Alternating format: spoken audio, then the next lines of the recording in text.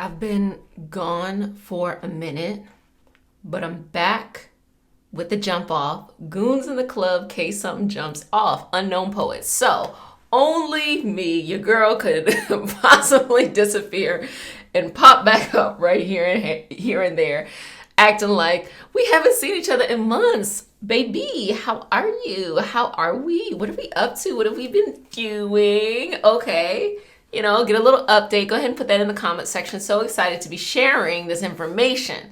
So this is going to be a moon cycle reading, but I gotta give you some updates with the planets. A lot has happened. We've been moving so quick, okay? So I'm gonna go give you that update with the moon, but I'm also gonna give you the update with the planets too. I have not reviewed it at all, so you're gonna be finding out this information just with me, as well as we're gonna be pulling cards. I got a cute deck. Oh my gosh, I really love this pole deck. Oh baby, it be giving me life. Okay. So let's get started. So how do we want to do this? We want to channel, we want to chill. Baby, let's just go ahead and pop into this moon cycle. So for the upcoming week, let me go to my dates. We have this waxing crescent in Sagittarius. And so we have that energy of building momentum. It's a momentum that started last week. Now, a really important thing to note is that November 5th date, because we have some exciting things that are happening. The first thing is that Mercury in retrograde, the post-shadow period, ended on November 4th. So all of that energy that you had that was built up and accumulated from all of that Mercury and Libra in retrograde, that has resolved itself. You learn the lessons. Believe me, you got a ton more lessons to continue to learn. It is what it is, baby.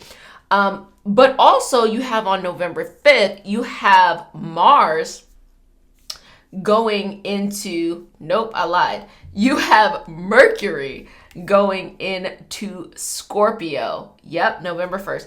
Mercury is going into Scorpio. Let me see if there's anything else interesting. Venus enters Sagittarius on November 5th. So all of these things that have just happened, pretty much yesterday, that's this energy and this newness of it. So think about it. With Mercury leaving Libra, even though it was in that retrograde for such a long time, that feeling was like, what is true balance? What is true support? What is true harmony within the self?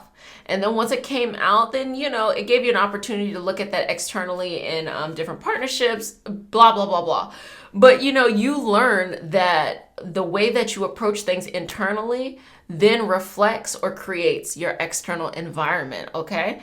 But with this going into Scorpio, baby, you're not playing no games. The tonnage here is very spicy. I think you realize so much about yourself in this, recent retrograde, that now you're speaking from a place of authenticity. Now, authenticity, being authentic in who you are, is simply that. You just are who you are and you accept yourself 100% for who you are. You don't care if it looks like society standards. And that's what Scorpio brings us, the lessons. Being authentic regardless of if, the collective supports you or not. No matter how you present, though, there's always going to be a group of people who will ride with you, or they will ride with you simply because they like your energy. But that's what it is. It's like the status quo isn't working. Keeping your head down and keeping your mouth shut isn't working anymore. You feel like at this moment, especially from that period you just came out of, you got to speak up. You're not holding your tongue. You're not biting your tongue. Also, we have this Mars energy that is already in Scorpio. So because you have Mercury and Mars both sitting in Scorpio, the way I put it on Reiki Healing Hope was, your motivation and your energy and the words that come from your mouth can feed the passion, that deep, deep connection. I want to say deep soul work, but what it really is like the deepest foundational reason for why you do whatever you do. You know what I'm saying? And it will work with each other. But here's the thing, with great power comes great responsibility. Mars was the traditional ruler of Scorpio. Now we have Pluto that rules Scorpio. So it feels really comfortable here. And that's because, think about it like this. Aries Mars placement is like, I'm mad, I'm about to pop off. Scorpio Mars placement is like, we're about to have a war. we're going to have a whole battle, you know, and it's going to be very strategic. It's going to be very long. You're not going to mess with me. So please don't get in no fights. I say that all to say, don't let the mouth talk too slick or somebody else's mouth talk too slick, and then you want to go ahead and get in a battle with them. But also, you know, it's a little passionate and a little spicy too. You know, this kind of gives Mercury and Scorpio vibes. You know, I'm not trying to say it, but I'm going to say it. It gives what it's giving. It gives what it's giving. It gives that spiciness. But if you're not balanced, it can quickly go into just kind of toxic dynamics, things like that. Anyway, so that's that energy that's coming. Also, crazy. Venus going into Capricorn, leaving Sagittarius. Now, Venus that was in Sagittarius isn't attached. It's not that attached sign. It's a lighter sign in that it feels like really easy to deal with. It's not as like serious as maybe like a Capricorn or something like that, but it's very light. And it, you know, Sagittarius represents freedom. So really it is the removing, you know, from certain dynamics, or freeing you, or just letting you spread your wings, expand. That's expand and explain. Expand and explain. It lets you expand yourself. You become more fluid into your energy. When Venus goes into Capricorn, it starts to look for love that you can actually build a future with. Love that can actually grow. Love that is built off of something, not just thoughts. And it's actually a really beautiful time if for you are seeking something very serious, because that's the energy that supports this right now. So those who are not seeking something serious, they'll kind of like, you know, flutter away. But those who are seeking something serious will start to rise to the surface. And so it gives you an option of what you want to do there. Oh, baby, we got, you know, I hope y'all caught that. I hope y'all caught what I was giving you. So let's actually go. Thank you, universe, for the opportunity to channel on behalf of you.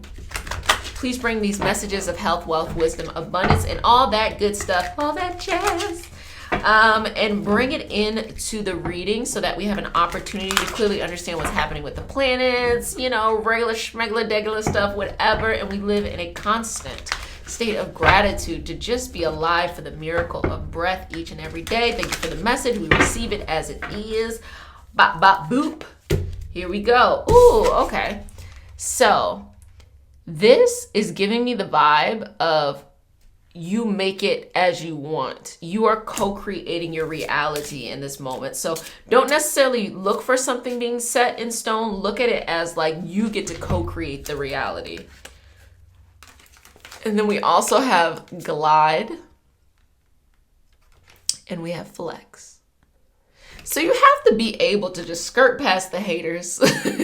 You got to be able to glide past your obstacles, meaning like they happen and you just go through it instead of just sitting and being stuck in it and then just going through all of the things that come with that. You know, just glide through it. And sometimes you got to flex on them. You know, you got to with the muscle. You got to flex on them. This is really a time where you should be very confident in yourself, because when we're talking about that authenticity, speaking from that voice, your voice is a representation of you, of the way that you present into the world. So flex on them, show them who you are. You know, there's so many times, and this is really like, it's tough for me to hear this though. I see people who, very beautiful women who like will say like, oh, you know, they think that they're not attractive because, you know, fill in the blank. And then I just will be like, are you crazy? There are people just like you who are killing the game right now. What are you doing? You know, it's not about looking like society standards, because that's going to always change if you're always chasing that. It's about loving yourself for who you are and bringing that confidence, because when you have that confidence, it makes you the new standard. It makes your energy the standard of what people start to go and flow with and things like that. And so flex on them. Flex on the energy, okay? Why not? You know, also, I'm going to go into these cards. Universe, is there anything in particular about the Venus and Capricorn energy that you want us to know? I'm gonna ask about Mercury too. Mercury-Mars relationship next. Thank you, thank you, thank you. Okay. So they see it as a gateway. And it's like a gateway to a gateway to what you've really been trying to build. So if you would like long-term partnership, it's something that it's giving you this rare opportunity to have energy support you jump into it. If you're not looking for that, it gives you an opportunity to kind of like stand firm in your position and be like, no. But the funniest thing for those who are like, no, I don't want that, it actually will feel a little bit alluring. So make sure that you do stay where you're at in your position, because when Capricorn goes into Aquarius, then you're probably going to want some more freedom too. But it just lets you taste it so that you remind yourself, hey, you know, I think I might want to try this out, or hey, this is interesting, but nah, I'll pass. You know, that's the energy that's coming up here. But whatever it is that you want, it will be supported. And in general, it's just like, you know, it gives me hold you down kind of energy. Like I'm a rock with you, you know, I'm a rock with you and I'm a hold you down type of energy. And ain't nothing wrong with that. Ain't nothing wrong with that. Okay. So also this relationship between Mercury and Mars universes, there's something that we should know about that relationship. Okay. I'm getting the energy that one leads in front of the other one. So we have the Palomino, and then we have this kind of seal type energy going on. So we have both freedom and we both have this like irritation, you know, meaning the Mars is giving me kind of like this, something that irritates you, but the Mercury is giving me something like you feel a great amount of freedom that you have the ability to speak from where you are. But the reason why you feel that way, the reason why you're motivated to do that is simply because there's something that really pushed your buttons enough that you just got fed up with it. Like you ever see it where it's like the kids get bullied and they're just like, they just finally just, you know, can't take it anymore and just whoop the bully's ass. Like it's that kind of energy going on right here. Please don't physically fight anyone. I'm simply saying, you know, stand up for yourself and have that energy, but also be aware of what you're doing because things quickly escalate. You don't want to be in such a passionate situation that you say something that you don't mean just because you feel like you're in that energy. Well, that's how I was feeling that day. You still got to treat the right people with respect. You still have to have, this says balance. You still have to have that sense of balance as you are going on in this journey. You can't just be running amok everywhere. Now, babies, let's go in and look at what is going on for the week. So we talked about that waxing crescent being in Sagittarius. And so that is the building up of the momentum, the things that you started with that new moon.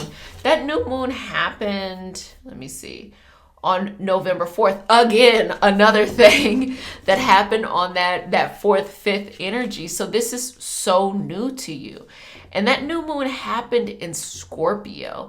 And so that's deep healing. And so with the new moon happening in Scorpio, and then you had that Mercury that's going into Scorpio, and you have that Mars going into Scorpio, a lot of deep healing, deep work, deep motivation, deep passion.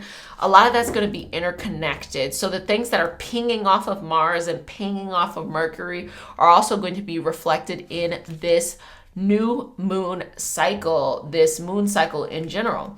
So this waxing crescent, which is the building up, is in Sagittarius. And so if it started in Scorpio, now it's seeing that by initiating this healing, there is something that is freeing about it. It gets to the point where it's like, I'm glad I said it. You know, where it's like you were too afraid to say something before and then you finally speak up for yourself. You're like scared in the moment, you know, maybe there's a little tussle with your words when you're doing it, but afterwards, it's like you're like, wow, I can't believe I did that. That's the energy that you're feeling probably on Saturday and Sunday, November 6th and November 7th. And then on Monday, which I actually think this is perfectly placed, You have that waxing crescent going into Capricorn. And so, Monday's typically people's beginning of the week. And so, you can be a little bit more serious about it.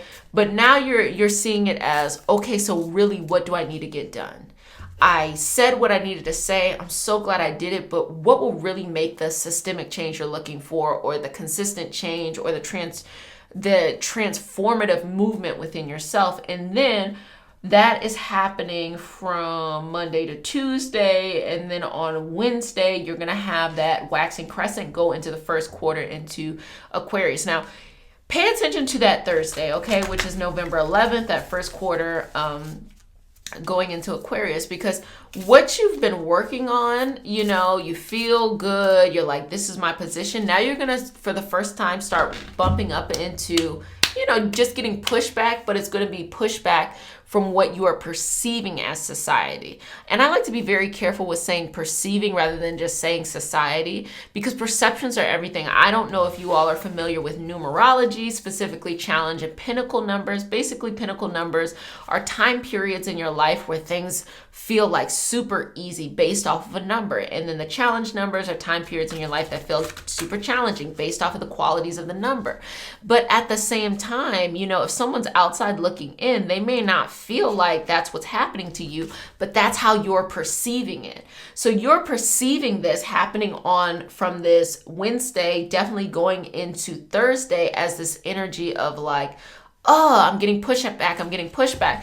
The reason though you're getting pushback, or what you're perceiving as pushback, is because Capricorn has everything to do with already established systems. Do not assume that the change that you're trying to make is already established. Aquarius is all about creating the new system. But when you create the new system, you got to decide, okay, what's really going to work? How is this better than the past? How are we going to form it? How are we going to get this going? How are we going to get this in a routine? So that's really what the pushback is. It is not like society telling you you can't do this or you can't do that with yourself. It's more of, there's an absence there, and you got to do the work of creating and bridging that gap that's going on there. So that's going to be that big thing happening. So let's ask, universe, is there something that we should pay attention to on November 11th in the first quarter, that first quarter moon in Aquarius? It's going to be a little bit of, it definitely is just going to be difficulty, irritation. I'm not seeing it as like just rough, but it's just like, ugh. But then once you understand the true lesson, not just everybody's against me, but you start to learn the true lesson, then you start to be able to make the movement that you're looking to make. But let's pull the card for that. We have the Sun Bear. So being able to be very big and proud and out there about what it is that you're trying to do. It is an essence of confidence going on here. So that's what we have happening there. And let's just give you a little bit as it's going into its waxing gibbous in Pisces. So as it goes into its waxing gibbous in Pisces, it learned, once it got to that Sun Bear, that confidence, it learned, okay, well, everything works out. Like, that's how you felt. You saw how things were moving, and then you decided, wow, if I just, whatever it is that you did, everything will work out. And there's this sense almost of surrender. You're surrendering now. You're basically like, use me, universe. Whatever this was that you started on the 4th, now you're at a space and a place of like, use me, universe. Just use me. I'm not afraid. I will, I'm going where you need me to go. I'm listening to this subtle energy, this supple energy that you have around you. And that's what's going to lead you into the next week. So that actually was pretty, spicy. So going to ask the cards one more thing, ask the universe, is there anything else we need to pay attention to at this time? Just to be mindful, self-care is important, as well as just general happiness. Is there anything with everything that we talked about today that we should just keep an open eye to? So we have this fish energy, and this fish is pinging off of that waxing gibbous on November 12th. In Pisces, it's saying, look for the opportunity. Understand that there's an opportunity there, that you co-create this life. that whatever it is that you want, you can go for it and you can get it, but you have to accept first and foremost that you have to recognize what it is you want. Don't look at someone else to tell you what you want or need, and then go and get it. So that's the energy that's coming up. Well, I really appreciate you all. If you would like to join an inclusive community, you can go ahead and use the link in the description box where we do all kinds of lovely things. We have an energy healing circle that happens once a month. We also recently did a tarot learning session, oracle learning session, and pulled cards together. So we do fun stuff. And then you have all of this old stuff, old extended reads, old lessons. We cover everything from, vibrational work, astrology, numerology, esoteric, mystical, all that kind of stuff. So lovely, lovely friends. Cannot wait to see you again. But you know what I'm saying? Like, I just popped up and I must say that I am, living my best life. So I will see you next week. And I'm not lying this time.